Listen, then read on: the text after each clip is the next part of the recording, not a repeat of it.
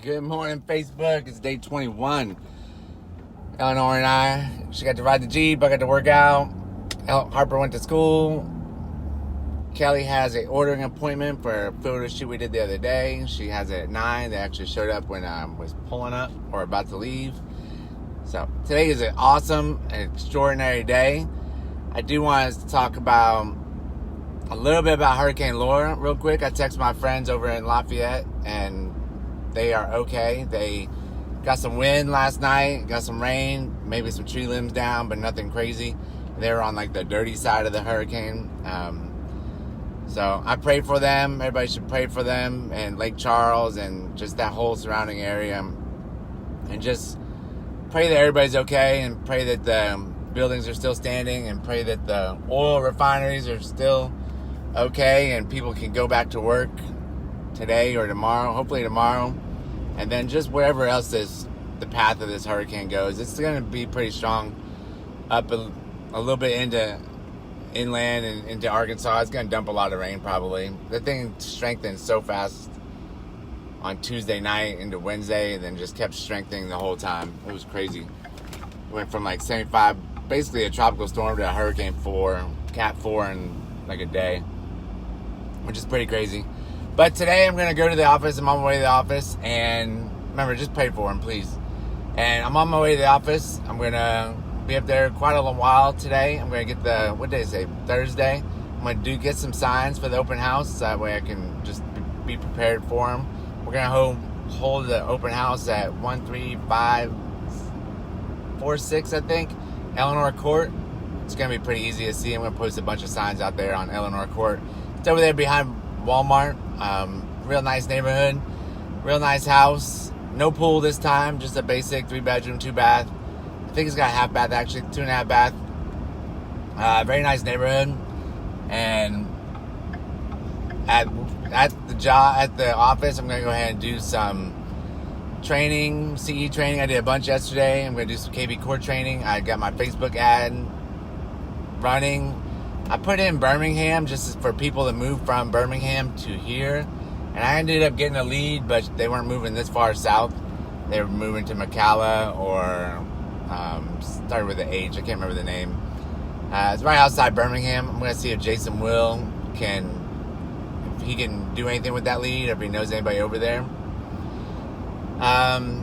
So hopefully I get some more leads today. I need to check the KB Core. It's supposed to text me, but it hasn't texted me anything yet. So I need to figure out the situation with that. I really need to get these systems in place so that way once everything gets rocking and rolling even busier, then, I won't have to worry about or fix it or break it or go back and redo it or even try and learn how to do it all over again. And that training that Owen Gill had, if you're on my Facebook and you're part of the JPAR crew, like, you need to go back and watch it and understand it and practice it. Not just do it once, but practice it over and over. You can make as many Facebook ads as you want.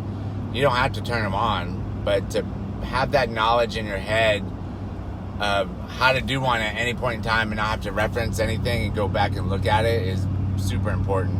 I ended up doing another one yesterday that I helped Chase out to get his going and get his working the right way. So I'll probably practice it today without looking at the notes and just seeing like where I'm at on it. I want to practice a lot of the I think the headlines and the description is going to be like the main key. So I'm actually reading a book. I don't even know the name of it. I just ordered it because Russell Brunson said to order it. And it's about copywriting from basically, I just started it last night. I forgot to bring it. I meant to bring it. But it's about copywriting for direct mail campaigns. And it was right when direct mail campaigns were becoming popular. So I feel like it's going to transfer over into Facebook ads because you're still trying to capture the audience. It's all the same concepts. You're capturing the audience. You've got to get them to quit scrolling, which in direct mail terms was you had to get their attention from this piece of paper from going from in your hand to into the trash, which is the same thing as scrolling. Obviously, throwing it to the trash might be a little bit slower because it might sit on the counter or do something else where you can just scroll through like that really fast. but it's still gotta be eye-catching, and it's gotta have pain points. It's gotta be like catching to the consumer, to where they're gonna stop and be like, oh, I need to check out this ad. I need to see what it's doing. See what it's gonna do for me. It's all about what it's gonna do for the consumer.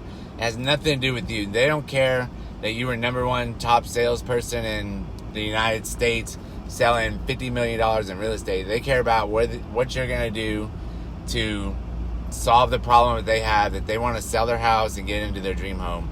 How are you going to solve that problem for them? And if you can't convey that in basically 7 seconds, then they're just going to scroll past you. Just because you put #1 realtor sold 50 million, they're going to be like, oh, blah, blah, blah. Who cares? Good for him. And they're not going to be like, oh, wow, that guy can sell me a house.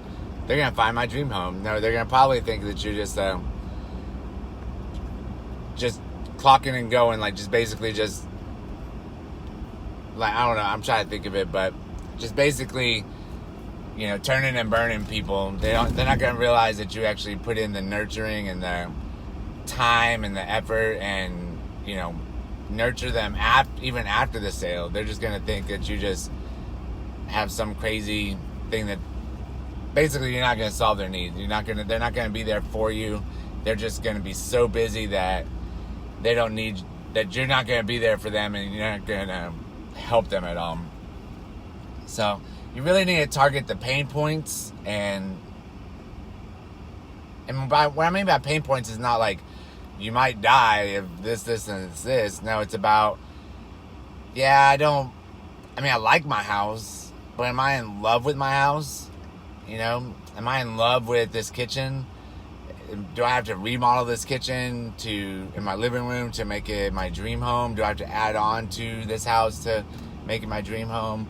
Do I have to bust down a bunch of walls, open up the living space to make it my dream home? I'm going to have to add more bedrooms, you know, all sorts of different things. And to add a bathroom or to add a half bath is super expensive for the plumbing and all that. So you got to target, like, think about what your dream home could be, and then I'm going to start asking people what their dream home will be, and like what's holding them back, like what are their pain points in their house that they're in now. So if you own a house, or even if you're renting a house, like, let me know, like, what's your pain points, and how could you get to the dream home that you're looking for? Like, what is your dream home? Coming from like a rental property, or even the house that you're in now, like maybe a starter home. I mean, heck, it could be a 3,000 square foot home. It could be too much home. I've ran into that before. Sometimes I think we have too much, but never know. I mean, we use it all. Everything is completely in place. It's all filled up. There's really no empty spots. I mean, we do have a photo studio in the house, so that kind of takes up one giant room. Other than that, I appreciate everybody listening, and I am at the job. I'm at the office right now, and I'm actually going to do a U-turn here, and I appreciate everybody watching and listening. Everybody have an awesome, fantastic day, and pray for everybody in Louisiana, basically west of, Baton Rouge, and just pray for them, and make sure, if you know anybody over there, like, text them, call them, make sure they're okay.